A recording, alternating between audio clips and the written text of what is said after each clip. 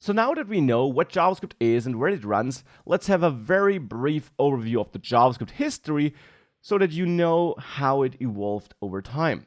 In 1995, Netscape introduces LiveScript, which thereafter was renamed to JavaScript.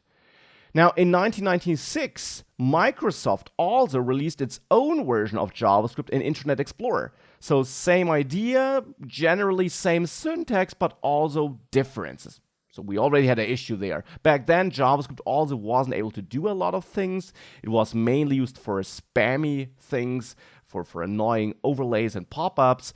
But another problem was that you had to write very different scripts for different browsers.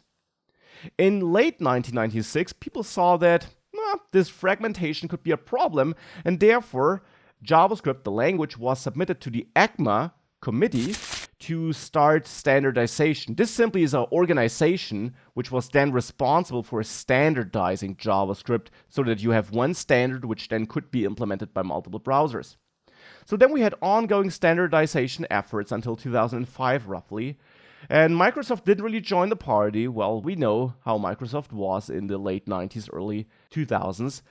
Ultimately, they supported the standardized JavaScript version. Still, there were differences, but we had a more common way of using JavaScript. Now, the efforts of standardization continued, and we had huge progress until 2011, I'd say.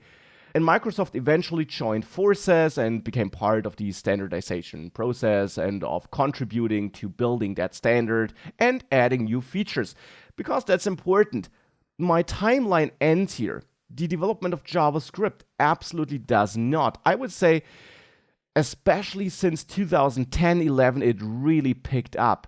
And it is under active development. It's evolving, new features are getting added, it's getting a better and better programming language.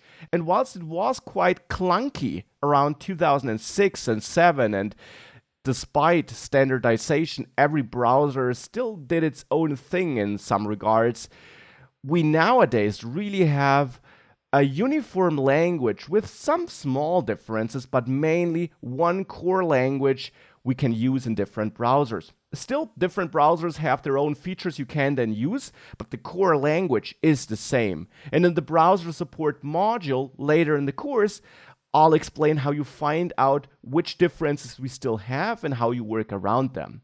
But in the end, we now have a standardized language which is really great to use. We have that thanks to this ECMA international organization. Now, this organization in the end manages a language called ECMAScript.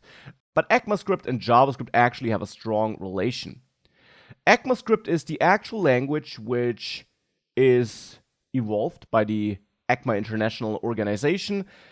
But ECMAScript is then implemented as JavaScript by browser vendors, so by the companies working on the browsers. So it is the most famous ECMAScript implementation. JavaScript is that most famous ECMAScript implementation. Others would be ActionScript or JScript, and you don't really need to know those.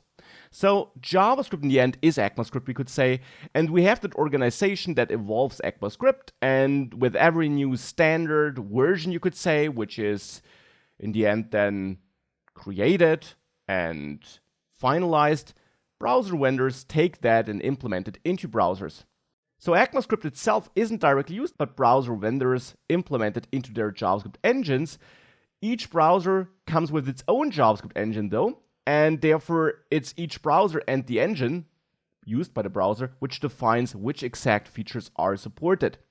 And actually browsers also sometimes implement certain features at an earlier point of time than they're really finalized in ECMAScript.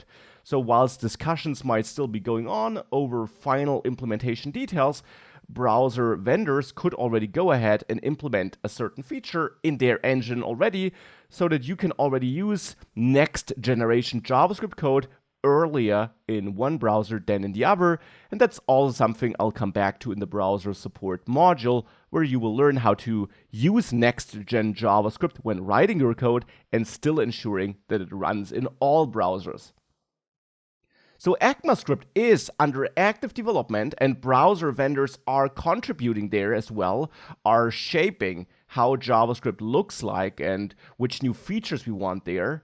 and therefore JavaScript is under active development, and therefore it's a always evolving language.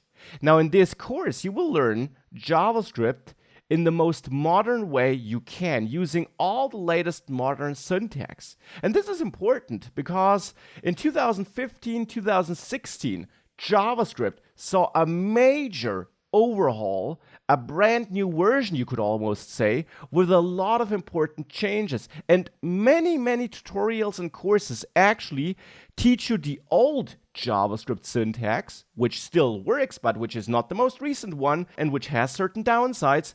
And then they later switch to the modern syntax. In this course, you will learn the most modern syntax right from the start.